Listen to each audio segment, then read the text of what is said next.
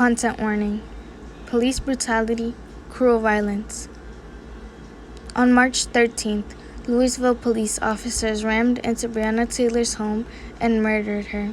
Just 2 months later, on May 25th, George Floyd was murdered under police custody when an officer fatally kneeled on his neck.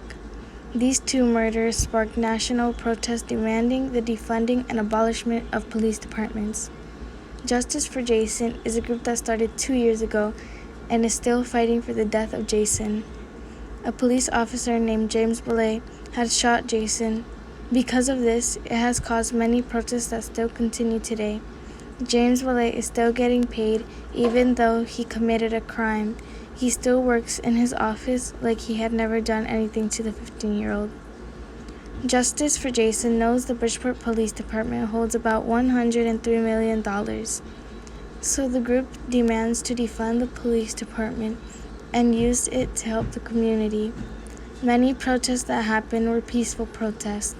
On June 14th, Justice for Jayson camped outside of the Bridgeport Police Department as a form of protest and stayed there for several days. The Justice for Jayson protests talked about how people are being racially profiled, murdered, and many people are not getting help.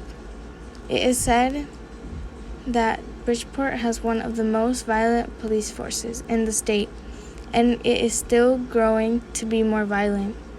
Justice for Jayson has 11 demands. Some of these include firing James Belay from the police department, defunding the police department, and reinvesting the money into the community initiatives. The city council members have told the group Justice for Jayson that they were going to complete only 6 of their demands.